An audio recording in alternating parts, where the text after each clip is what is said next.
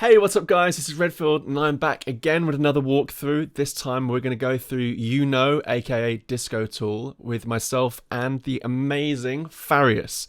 Now, we thought that we'd show you the original version because the way that this kind of came about was Adam sent me this track that he'd been working, I think from 2018, and he was like, I love this track.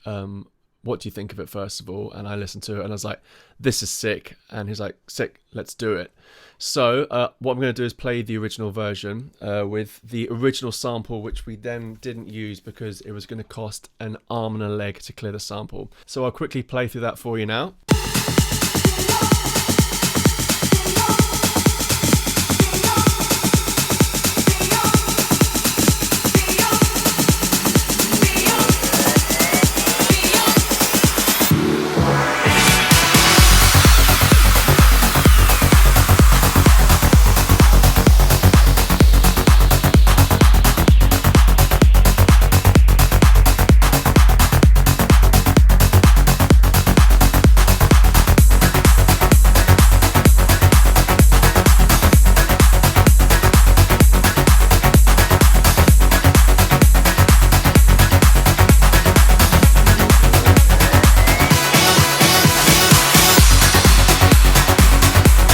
So you can see there's a lot of similarities in there, but the main thing we completely changed was obviously the sample. So let's dive into that first of all.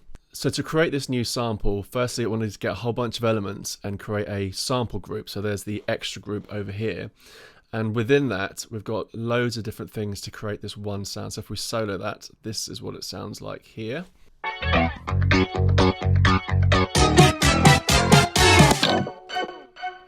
So within that sample, we've got a drum fill, which sounds like this. So for the bass sound, I used a contact instrument and then flattened it and froze it just so that it was a bit more in time, because it was a bit delayed. And then we've got two Oliver sounds here, so altogether it sounds like this. And then the horns. And then you've got the guitar riff running throughout most of this track.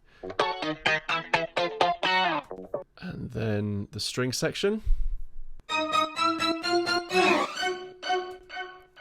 you've got your delay channel here, which is just duplicating, using the delay as a send. So I have a dry signal and a wet signal. And then all together, it sounds like this.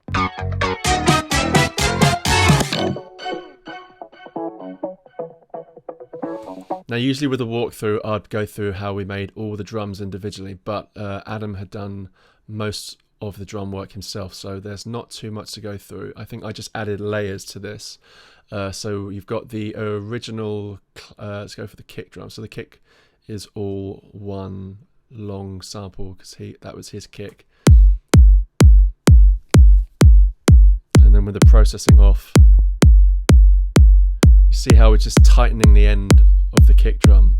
So if we get an oscilloscope on it, you can see how it changes quite dramatically with using the shaper box.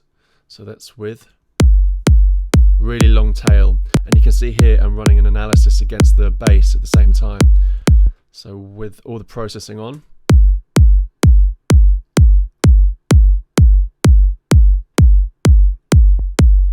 you can see the length of the kick drum is basically a beat long. So there was not much space for the bass to kind of weave in there. So we tightened that up, got rid of a bit of the click, increased some of the low end punch, warmed up these frequencies, some saturation, some more saturation, and then you've got shaper box cutting off the tail. With the top drums, I usually create two groups within that group. So you've got your mids, so that's like your percussion, so like your bongos, claps usually have its own group within the mids. So yeah, you've got your clap group there. Then the rest is percussion, more mid sounding drums. So if we solo the mids,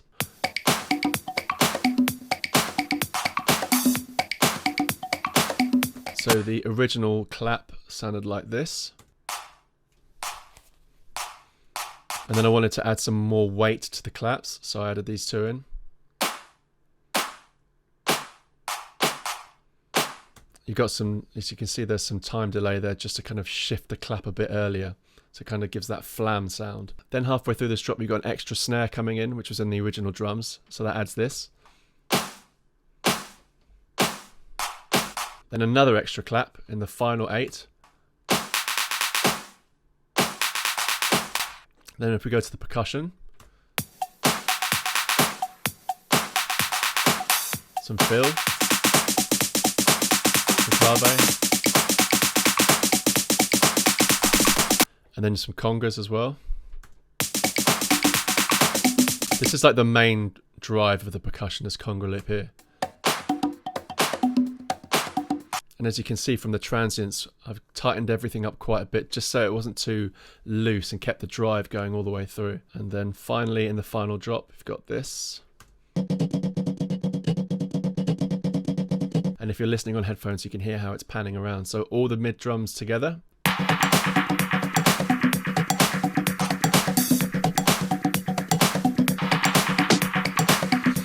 Then if you go to the highs, in the original drums, white 16ths, ride, mid, open hi-hat, extra shaker, the more tambourine kind of style shaker. Then you've got an accent, just to add that extra bit of ear candy to keep the ear interested. And then you've got a final extra hi-hat just to add that end drive to the final 16. Yeah, that's the clap group here. So which is just doing some taming here, and then also some slight group saturation, ever so slight. Love the rabbit tape, I use it all the time, and I put it on a little bit because sometimes stuff can get a bit harsh in the top end. Having this just on maybe like 10 to 15% if you want to tame those, just really kind of stops that aggressive top end. It's a brilliant plugin. And then on the whole group itself, on the tops group, I've got some spreading going on. You can see on the master it's at 30%, but on the sides, let's get all the tops going together. Just catching some of the threshold, then boosting again, spreading it a little bit. So this is before and after.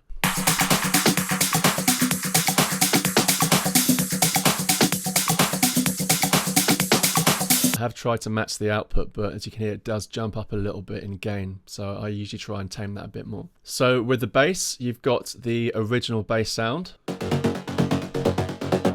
on the second drop, we've got the acid sound. And then we added a bit more warmth with this sound. A bit more punch as well. And then some low end here.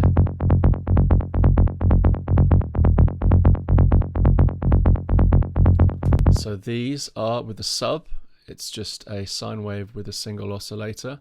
Sine wave is in the sub itself, and then this is the oscillator 1 and nothing on oscillator 2. And then black box as a saturator. Just basically I just switched that on just to kind of really warm it up and then catch all the top end there. MV2 to control the whole level, to keep it like a consistent level. And then a limiter at the end. I think this is just touching the limiter. Yeah, just taming that.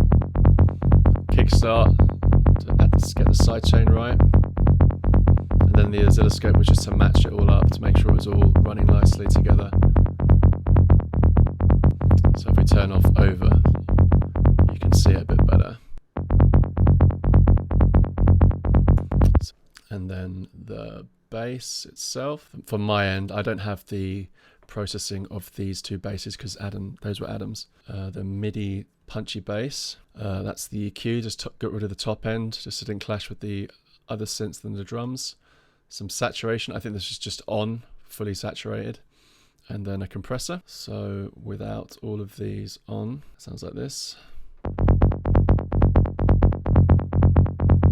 Really focusing on that low mid sound.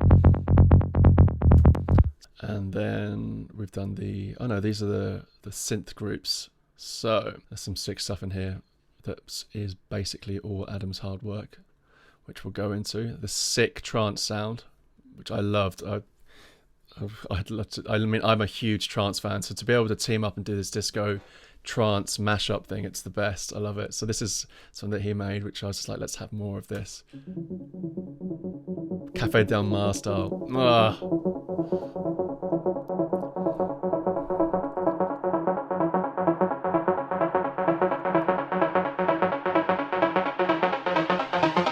So what I wanted to do there, because this bit wasn't actually in the original track, this synth lead didn't start until here.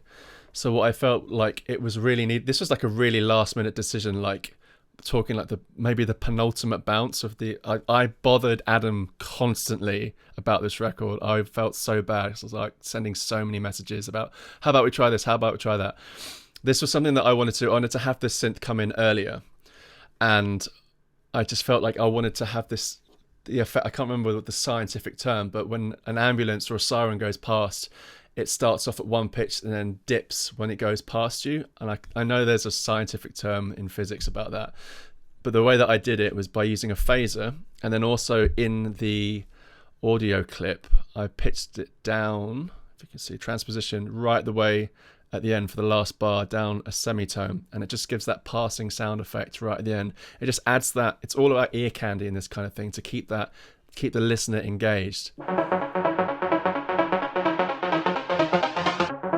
Like that. But yeah, I love this sound. It's so sick. And I'll just show you the slight, I did some slight processing going. I made it wider just to kind of fit in the mix. I did a lot of taming in that area. And rabbit tape again. This was on a bit stronger this time, with and without rabbit tape. Let's go from when it's actually going on. Just hearing that top end is just darkening it a little bit, just warming things up a little bit, less aggressive. We've got this acidy kind of sound, kind of like an alarm. Didn't really do much to that, just got rid of the top and the lows. Sausage spatter. Just like, it's just on, it's not doing anything, it's not adding anything. Just adds that little boost. Then later on, we have this. As you can see, there's absolutely no processing going on whatsoever. We've got this long-held string. It's just rising. I think it's just a utility with the gain automation on. And then we added this like extra kind of disco string sound, which I used session string 2.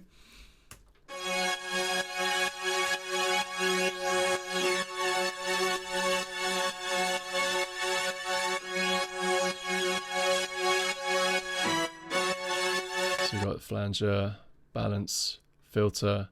All of these guys, just turn them off.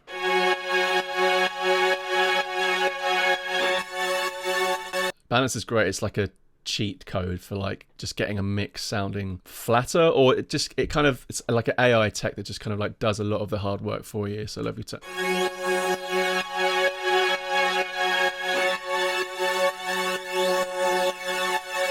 It's brilliant and it's free. MS filter. I love this filter so much.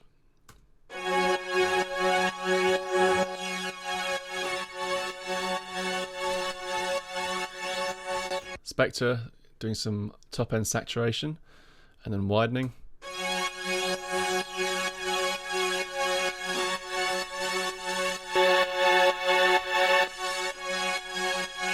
Really got rid of a lot of the mids there.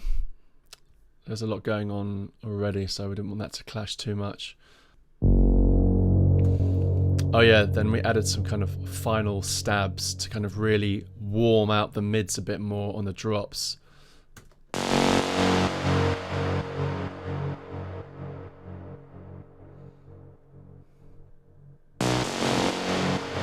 I used 2 different instances. I could have automated the volume, but I wanted the main one on the drop to be a lot more powerful. And this is basically another 7 Skies setting called 7 Seconds that I've just played around with to make it sound way more analog and boomy. So that was then adding a lot, because if you take those out, you lose quite a bit on the drop. So we do that.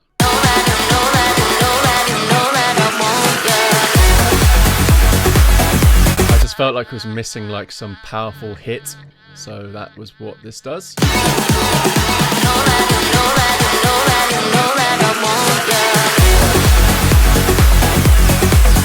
Just added this huge space to it. Another big thing that we really changed in this track was added a vocal, because we listened to the breakdown, and one of the things we thought was, if we were A&Ring this track, what would we say about that breakdown? And we were like, it needs a vocal or something to kind of carry it through. So we added this vocal, which I think is just a splice vocal. It sounds like this. Know that you know that you know that you know that I want ya. You know that you And originally, the sample was this. lost in the moment, it's taking over me. Keep your composure, you know that I want ya. Can So we only needed that one bit, so we just looped that over and over again. you know that you know that you know that you know that I want ya. You know And these are the effects going on. Heaps of stuff going on here. Kickstart for side chaining, Echo Boy for delay, trance gate. So if we turn all of these off and on, you know that you know that you know that you know that I want ya. You know that you know that you know that you know that I want ya. You we know wanted that slap back delay because we wanted to kind of sound retro as well. So that's basically the vocals. There wasn't really too much to do. We just kind of wanted to find something that slotted in and just suited really well. And that was pretty quick to find, to be honest. And then you've just got your effects. It's got your booms for the breakdown, downlifters for the drop, risers, other risers, and then a final riser for that break bit.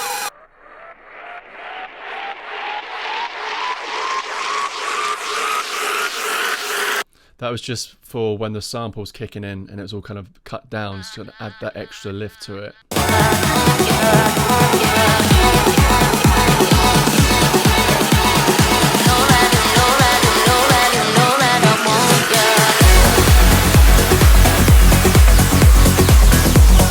And you've got these really long falls, which is just filling out the energy, filling out like the whole frequency spectrum, just sweeping right the way down. And that's basically it. I've been Redfield, and this is our track, You Know, aka Disco Tour, with myself and Farius. Stream it, download it now, check it out. Thanks so much. I'll catch you in a bit. Bye bye.